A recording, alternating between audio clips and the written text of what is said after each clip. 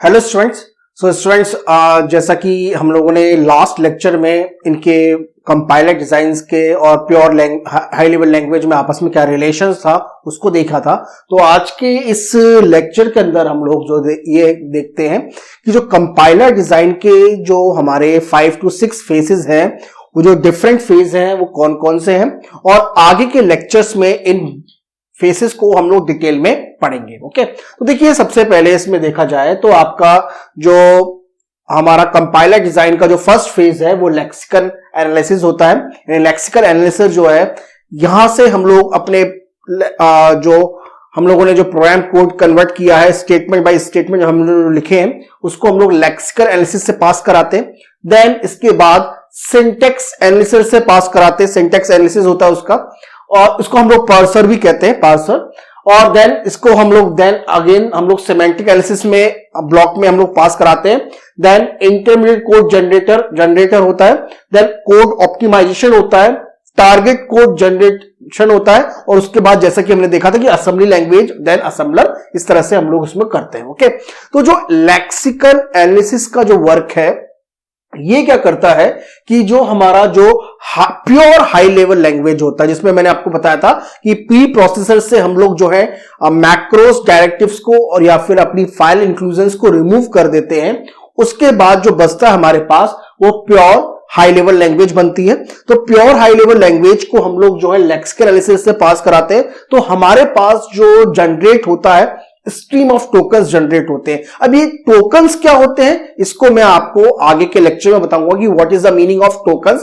तो टोकन्स को अगर आप देखते हैं कि अगर हम लोग स्टेटमेंट बाय स्टेटमेंट लिखते हैं, for example a is equals to b plus C. Okay, now a जो है आपका आइडेंटिफायर है यानी वेरिएबल है, is equals to is your operator, then b plus c, b is your again identifier, then plus is your operator and c is your again जो है आपका एक तरह का एक आपका आइडेंटिफायर है। तो इस तरह से हमारे पास टोकन बाय टोकन जो है उनको हम लोग ग्रैब करते हुए जाते हैं, जिसको मैं आगे के लेक्चर में बताऊंगा कि लेक्सिकल एनालिसिस का जो कंप्लीट वर्क है वो क्या करता है, इसको हम लोग देखेंगे। ठीक है, तो एक बार जो आपका जो टोकन जनरेट होते हैं तो टोकन को हम लोग क्या करते हैं, सिंटेक्स एनालिसिस से पास कराते हैं। तो सिंटेक्स एनालिसिस क्या करता है, यानी पार्सर क्या करता है कि जो हमारे पास जो टोकन क्रिएट हुए हैं उसको एक ज्योमेट्रिकल फॉर्म के अंदर यानी पार्स ट्री के अंदर हम लोग उसको कन्वर्ट करते हैं। पार्स ट्री क्या होता है इसको भी, यानी इनके डिफरेंट फेज जो हम लोगों ने अभी क्रिएट किए हैं इनको मैं डिटेल में आपको बताऊंगा। ओके, और अगर आपको कहीं भी किसी फेज के अंदर डाउट आता है तो आप जरूर कमेंट करिएगा, मैं आपको नेक्स्ट लेक्चर में उसको आपका जो भी डाउट है उसको रिमूव करने की पूरी कोशिश करूंगा।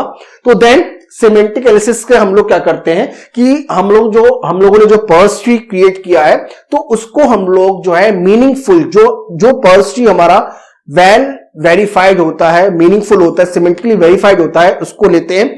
तो उसको सिमेंटिक एनालिसिस से हम लोग क्या करते हैं, जो भी हमारा जो आउटपुट जो पर्स ट्री है उसको हम लोग एज अ इनपुट लेकर उसको सिमेंटिकली वेरीफाइड करते हैं। तो ये हमारा सिमेंटिक एनालिसिस के अंदर होता है। देन इसके बाद क्या होता है कि हमारे पास इंटरमीडिएट कोड, यानी जो हमारा जो 3 address code generator, 3 address code जो होते हैं उसमें हम लोग क्रिएट करते हैं। ये मैंने लिखा नहीं है, जरूरी नहीं समझा मैंने इसको, तो इसको भी हम लोग देखेंगे। तो देखिए यहां तक lexical analysis, syntax analysis, semantic analysis और इंटरमीडिएट कोड जनरेटर जो होता है, यहां तक हम उसको फ्रंट एंड कहते हैं।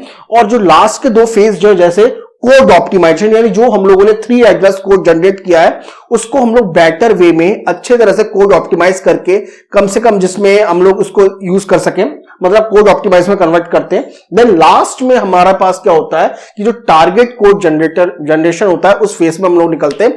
और देन उसके बाद जो हमने देखा था कि हम लोग असेंबली लैंग्वेज में हम लोग निकलते हैं। ठीक है, तो देखिए इस पूरे थ्रू आउट जो फेसेस हैं, जो 6 फेज है, ये एक तरफ से तो सिंबल कोड मैनेजर से थ्रू आउट जुड़ा रहता है, और यहां पे जहां पर भी किसी भी फेस में अगर कोई एरर आ रही है तो उसको हम लोग एरर हैंडलर से इसको रिमूव करते हैं। तो ये बहुत मतलब हमारे पास एक एक करके इन सारे फेसेस को हम लोग देखेंगे, चेक करेंगे, और कहीं पर भी किसी फेस को समझने में आपको प्रॉब्लम आती है तो आप जरूर मुझे बताइएगा। हाँ, इन सभी फेसेस को हम लोग क्वेश्चन की हेल्प से करेंगे। ओके, तो जहां पे भी आपको कहीं डाउट आता है आप मुझे बताइएगा, हम लोग उसको रिमूव करेंगे। तो एक बार फिर से देख लेते हैं कि लेक्सिकल एनालिसिस से हम लोग स्ट्रीम ऑफ टोकन्स क्रिएट करते हैं।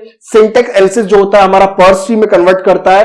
देन हमारा जो पर्स ट्री को हम लोग सिमेंटिक एनालिसिस में पास कराते हैं, जिसको हम लोग सिमेंटिकली वेरीफाइड करते हैं। देन इंटरमीडिएट कोड जनरेटर जो होता है हमारा, यहां से हम लोग 3 एड्रेस कोड पास कराते हैं, जनरेट करते हैं। तो यहां तक इसको हम लोग up to the 4th intermediate code generation को इसको हम लोग जो है फ्रंट के एंड कहते हैं। और कोड ऑप्टिमाइजेशन और टारगेट कोड जनरेशन जो होता है हमारा, ये हमारा जो है बैक एंड होता है। और इसके बाद हम लोग जो है असेंबली लैंग्वेज का जो कोड होता है उसको हम लोग कन्वर्ट करते हैं इसके अंदर, और असेंबली लैंग्वेज के कोड को हम लोग असेंबली से पास कराते हैं। ओके, तो ये हमारे पास 6 फेज है। तो इन 6 फेसेस के बारे में और भी हम लोग डिटेल में देखेंगे, एक एक फेसेस को।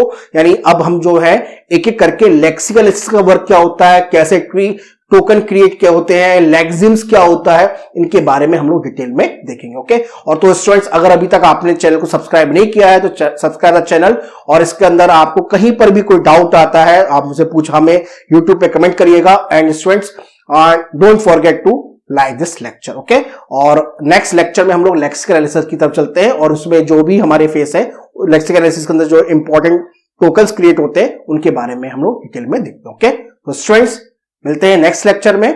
Thank you.